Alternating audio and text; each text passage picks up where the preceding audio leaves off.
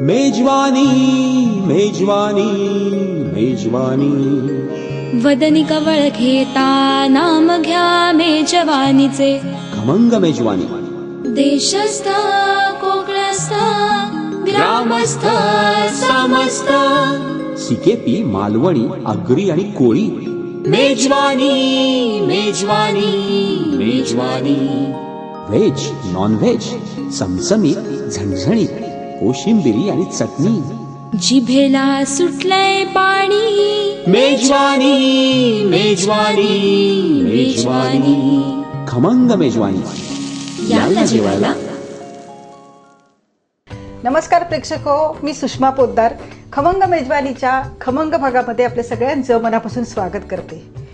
पण प्रेक्षक हो, उन्हाळा आलेला आहे, खूप उकडतंय, इकडे लाईट्स लागलेले आहेत, अतिशय गरम होते. असं वाटतं की काहीतरी थंड काहीतरी खायला मिळावं, प्यायला मिळावं असं वाटतंय. त्याचकरता आपण आलेलो आहोत हरिविहार सोसायटीतील रुपाली जोशी यांच्या घरी. आणि इथे मला स्ट्रॉबेरी दिसते, बर्फ दिसतोय, क्रीम दिसतंय. काय आज बेत काय? आज आपण बनवणार आहोत स्ट्रॉबेरी विथ फ्रेश क्रीम. अरे बाबा, छान छान. म्हणजे अगदी उन्हाळ्याचा आता हा एपिसोड आमचा सुसह्य होणार आहे. हो, अगदी अगदी. ही आणि अशी रेसिपी आहे जी जास्त करून महाबळेश्वरलाच मिळते आणि महाबळेश्वरची खूप फेमस आहे ही. तर जनरली आपल्या इथे कुठे मिळत नाही, फक्त 5 स्टार हॉटेल्स मध्ये वगैरेच अशी रेडी मिळते. 5 स्टार हॉटेलला मिळणारी अशी रेसिपी आम्हाला शिकायला मिळणार आहे. बरोबर. यावेळेला आणि स्ट्रॉबेरीचं पीकही खूप छान आलेलं आहे, सगळीकडे मिळते, अजूनही मिळत आहेत, भरपूर स्ट्रॉबेरीज. बरोबर. तर त्यामुळे म्हटलं आज आपण ही बनवूया रेसिपी. म्हणजे साहित्य अगदी कमी दिसतंय. अगदी. हो. बरं, काय काय घेतलंय सांगायचं? हो. स्ट्रॉबेरी आहे, फ्रेश क्रीम आहे, आयसिंग शुगर आहे, स्ट्रॉबेरी क्रश आहे आणि बर्फ आहे. अच्छा, म्हणजे अगदी कमी साहित्य आहे याच्यासाठी. हो, अगदी थोडंच साहित्य लागतं. आणि मुख्य जी टेक्निक आहे ते किंवा कौशल्य जे काय आहे ते क्रीम फेटण्यामध्ये आहे. अच्छा अच्छा.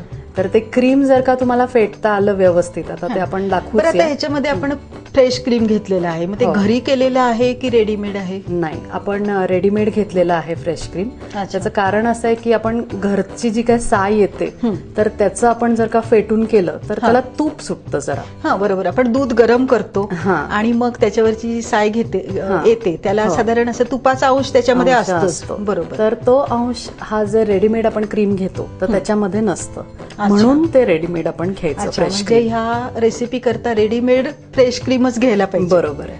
आणि ते पण लो फॅट नाही घ्यायचं, नाहीतर त्याचं जे काही कन्सिस्टन्सी आपल्याला जी आहे तर ती तेवढी मिळणार नाही. अच्छा. तर त्यामुळे लो फॅट घ्यायचं असेल तर मग ते तुम्ही थोडं फेटून, ते एवढं थिक नाही होणार, पण मग ते लिक्विड याच्यामध्ये तुम्ही घालून घेऊ शकता असं. तर हे डबल फॅट फुल मिल्कचं क्रीम आहे. अच्छा, डबल फॅट फ्रेश क्रीम घेतलेलं आहे. बरं. आता हा आपण बर्फ घेतलेला आहे. अच्छा. तर आता एक काळजी आपण घ्यायची क्रीम फेटताना की खालती असं मोठ्या बाउलमध्ये आपण बर्फ घ्यायचा आणि मग आपण भांड ठेवायचं. अच्छा. त्याचं कारण असं आहे की फ्रेश क्रीम हे खूप नाजूक पदार्थ आहे. बरोबर. तर तो म्हणजे थंड असला तर ते फेटलं जातं आणि त्याच्यामध्ये आपल्याला जे एरेशन क्रिएट करायचंय, त्याला जे फुलवायचं आहे तर ते थंड चांगल्या प्रकारे होतं. आणि थंड हे घेतल्यामुळे ते थंडही राहतं आणि ते फुलतंही व्यवस्थित. अच्छा, म्हणून आपण इथे भांड्यामध्ये बर्फ घेतलाय आणि त्यावर दुसरं भांड ठेवून मग त्याच्यामध्ये फ्रेश क्रीम आपण फेटून घेणार आहोत. बरोबर. बरोबर ना. आणि आपण अजून एक गोष्ट लक्षात ठेवायची, म्हणजे स्टीलचंच भांड घ्यायचं. अच्छा. का? कारण बर्फ थंड असतो, तर ती जी काय थंडपणा तो ट्रान्सफर झाला पाहिजे त्या भांड्यामध्ये आणि भांड्यातून त्या फ्रेश क्रीम पर्यंत. अच्छा. नाहीतर मग आपण जर का प्लास्टिकचं वगैरे घेतलं तर इट इज बॅड कंडक्टर, त्यामुळे तो पोचणार नाही, थंडपणा जो आहे त्याचा पोचणार, त्या फ्रेश क्रीम पर्यंत पोचणार. म्हणून हे सगळं स्टीलच्या भांड्यांमध्ये. हे पण प्रेक्षक हो लक्षात ठेवायचंय की इथे स्टीलचं भांड वापरायचं ह्याच्यासाठी. बरोबर. बरं. तर आता आपण हे फ्रेश क्रीम घालूया ह्याच्यामध्ये. आपण साधारण 200 ते 250 मिलीलिटर असं फ्रेश क्रीम घेतलेलं आहे.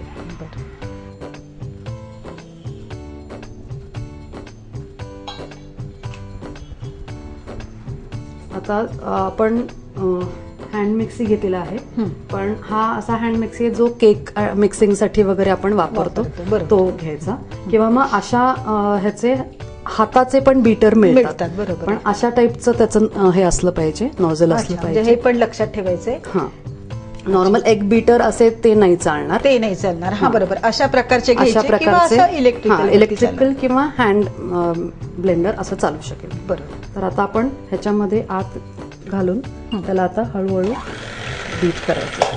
एक लक्षात ठेवायचं की ते फुलत राहतं, त्यामुळे थोडंसं मोठं भांडं घेतलं. अच्छा, भांड मोठं हा, घ्यायचं. कारण ते उडलं पण नाही बरोबर. पाहिजे. हा, हा. आणि ते हळूहळू असं तुम्ही बीट करत राहायचं, असं फिरवायचं. आपण काय करतोय, हे एरेशन क्रिएट करतोय. बरोबर. शक्यतो आणि डायरेक्शन जी आहे हा. ती एकच. जर तुम्ही क्लॉकवाईज करत असाल तर क्लॉकवाईजच करा, अँटी क्लॉकवाईज परत करायला जाऊ नका, नाहीतर तुमचं जे काय फेटताय तुम्ही फुलणार तर नाही. ते फुलणार नाही. म्हणजे एकाच दिशेने हा, फिरवून एकाच घ्यायचंय आपण. दिशेने फिरवायचं. आणि दुसरी गोष्ट म्हणजे आपण जेव्हा सुरुवात करतो क्रीम बीट करायला, तेव्हा आधी ते पातळ होतं. त्यामुळे ते पातळ झाल्यामुळे आपल्याला असं वाटतं, अरे बापरे, आता ते होईल की नाही, फुललं नाहीये, फुलणार का नाही, पातळ झालं असं वाटेल. असं कसं होतंय. तर ती प्रोसेस आहे, स्टेप 1. म्हणजे ती अशी फुललं नाही, पातळ झालं तर घाबरायचं काही कारण नाही. बरोबर. तर असं हे आपण फेटत राहायचं. ह्याला वेळ मात्र लागतो, साधारण एक 20 ते 25 मिनिटं कमीत कमी लागतात. एवढा वेळ फेटावं लागतं. हो, कारण त्याच्यामध्ये तेवढी ते एरेशन झालं पाहिजे. आणि ते तेवढी कन्सिस्टन्सी जी आहे, आत्ता जी कन्सिस्टन्सी आहे ती अशी पोरिंग कन्सिस्टन्सी आहे. आता हे लिक्विड असे लिक्विड वाटतंय. तर आपण जेव्हा फेटून झाल्यानंतर ते असं थिक होतं, तर तितकी कन्सिस्टन्सी त्याची झाली पाहिजे. अच्छा, तेवढा वेळ तेवढं होईपर्यंत फेटायला पाहिजे. तेवढा हे एक मेहनतीचं आणि थोडंसं कौशल्याचं काम आहे, पण तसं सोपं आहे. केलं की मग आपोआप. आणि हे आयसिंग असं आहे की तुम्ही एकदा हे करू शकलात घरी, तर मग तुम्ही बाकी पण हे सगळ्याला तुम्ही वापरू शकता. की केक्स वापरू शकता डेकोरेशनसाठी, दुसऱ्या डेझर्टसाठी वापरू शकता. त्याच्यामुळे हे, आणि जनरली बाहेर रेडीमेड आपल्या इथे तरी फारसं पटकन मिळत नाही. काही मॉल्समध्ये फेटलेलं क्रीम मिळतं, नाही असं नाही, पण आपण जर का घरी करू शकतो तर वाय नॉट.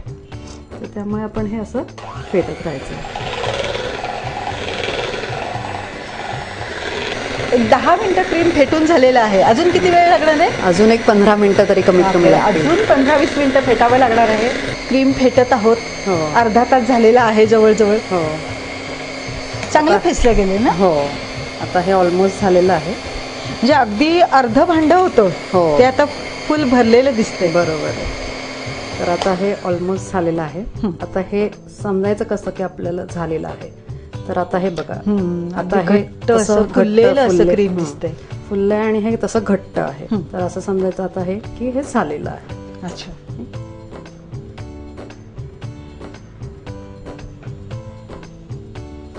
आता ह्याच्यामध्ये आपल्याला घालायची आहे साखर. पण साखर म्हणजे आपण घालणार आहोत आयसिंग शुगर. अच्छा. हा, आयसिंग शुगर घालायचं कारण असं की पिठी साखर जर आपण घातली तर त्याला जरा पाणी सुटतं. अच्छा. तर ते पाणी सुटून आपलं जे फ्रेश क्रीम आहे तर त्याच्यामध्ये पण थोडं जास्त पातळ व्हायची शक्यता असते. तर ते जास्त पाणी सुटून नाहीये म्हणून आयसिंग शुगर वापरायची. अच्छा अच्छा. तर आपण हे माहिती काय किती घ्यायची? आता ही एवढं आपलं 200 ml आपण साधारण एवढं एक भांडवल झालेलं आहे. तर ऑलमोस्ट हा एवढा एक बाउल पूर्ण लागेलच आपल्याला. आपण याच्यामध्ये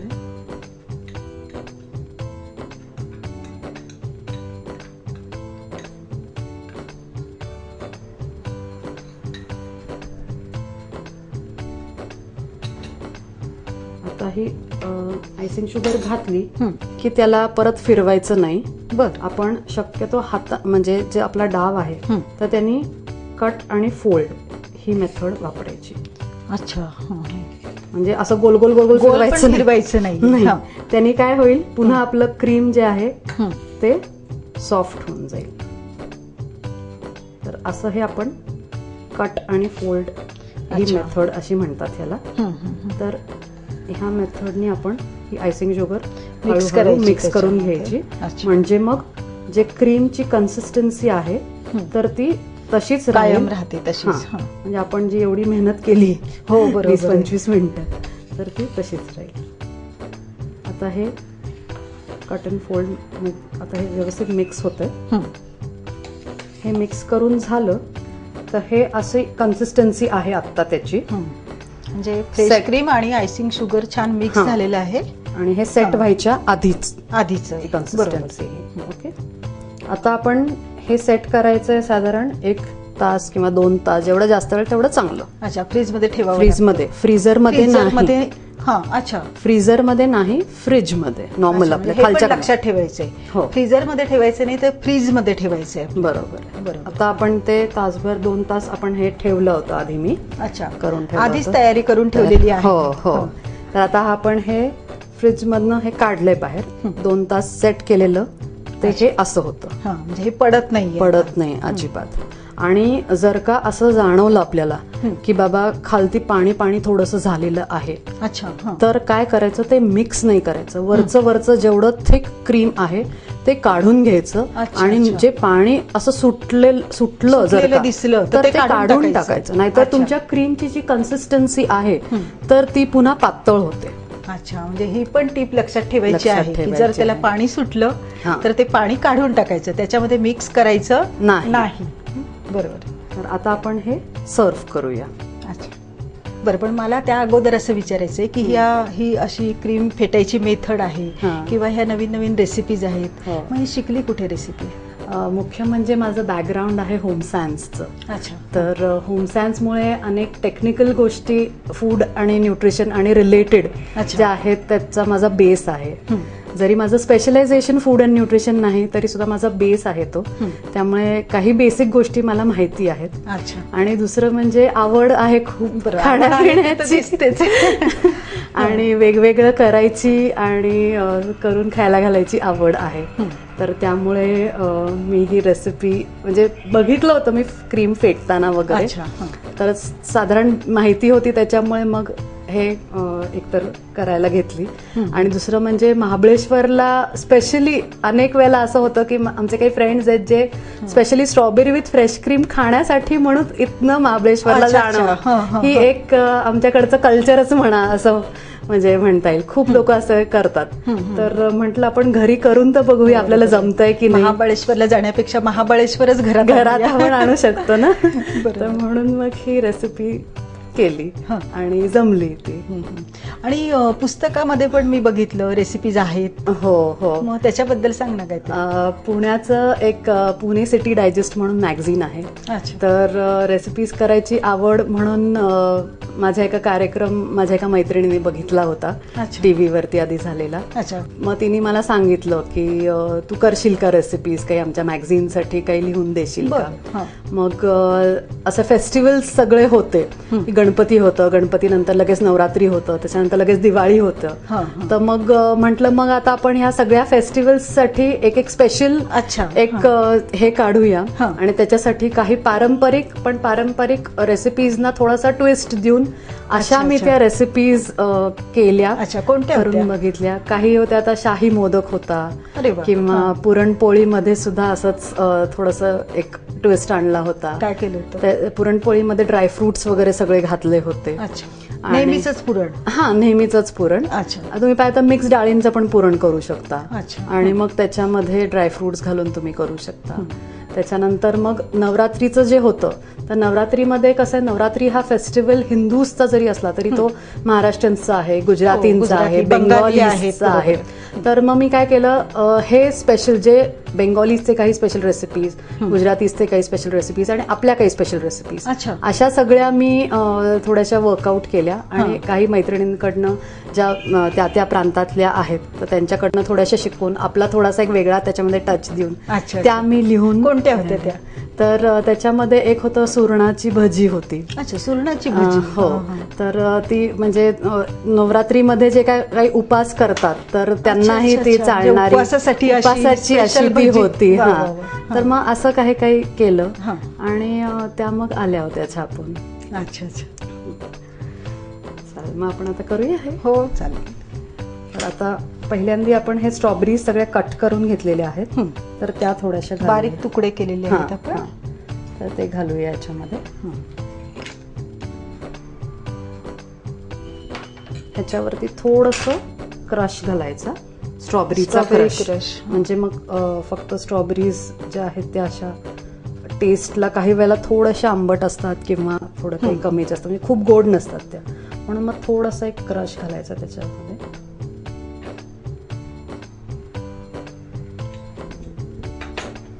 त्याच्यानंतर आपण फ्रेश क्रीम घालायचं त्याच्यामध्ये.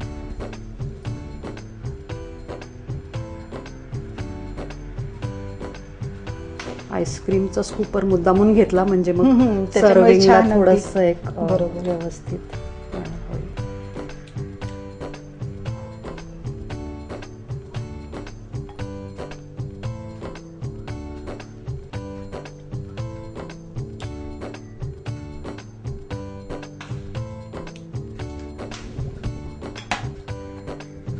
पुन्हा एक लेअर थोडासा स्ट्रॉबेरीजचा द्यायचा.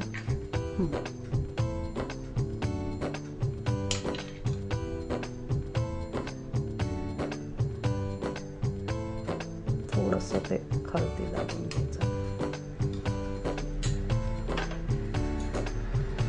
पुन्हा थोडासा क्रश.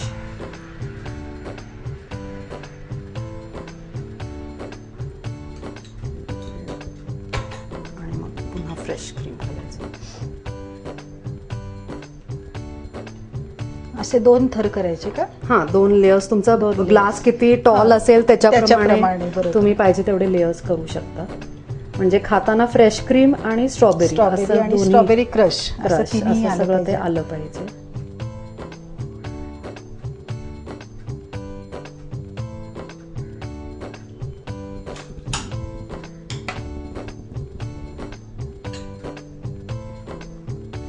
थोडंसं एक डेकोरेशनसाठी क्रश घालून घेऊ आपण साईडला याच्यावर.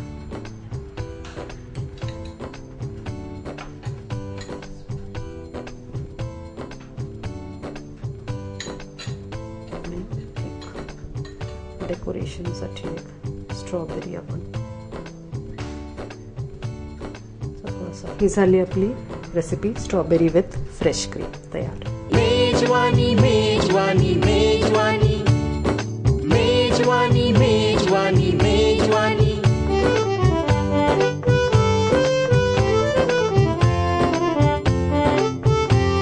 मेजवानी, खमंग मेजवानी. तुम्ही आल्याला म्हणत होतात की फारच गरम होतंय. हो, किती उकडत होतं. बापरे. आता हे थंडगार मस्त strawberry with fresh cream special Panvel मध्ये केलेलं तयार होतंय. कारण आधी अर्धा तास गेला, नंतर 1 तास फ्रीज मध्ये गेला. खूप वेळ लागला रेसिपी तयार करायला. आता घ्या तुम्ही, टेस्ट करा हे तुमच्यासाठी. आता ते सगळं वितळायच्या आत खाऊन टाकते. हो. याच्याबरोबर स्ट्रॉबेरी पण घेते आणि स्ट्रॉबेरी क्रश सुद्धा.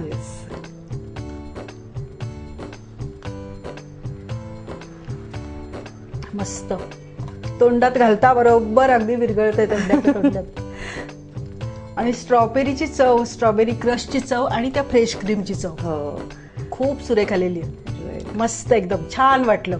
आता संपवायचंय मला ते. खरं तर Rupali, strawberry with fresh cream he dish खरं तर महाबळेश्वरला मिळते आणि तिथेच ती चांगल्या प्रकारे मिळते असं तू म्हणाली होतीस. पण ती इथे तू पनवेलला खास खमंग मेजवानीसाठी करून दाखवली, त्याबद्दल तुझे मनापासून आभार. आणि नुसतेच आभार नाही तर ही छोटीशी भेटवस्तू. थँक्यू. ही छान खमंग आठवण मला फारच आवडलेली आहे. मस्त, थँक्यू सो मच. पुन्हा एकदा आभार. आणि अशाच मस्त मस्त रेसिपीज आणि नवीन मैत्रिणीला सोबत घेऊन आपण भेटूयात खमंग मेजवानीच्या पुढच्या भागात. तोपर्यंत नमस्कार.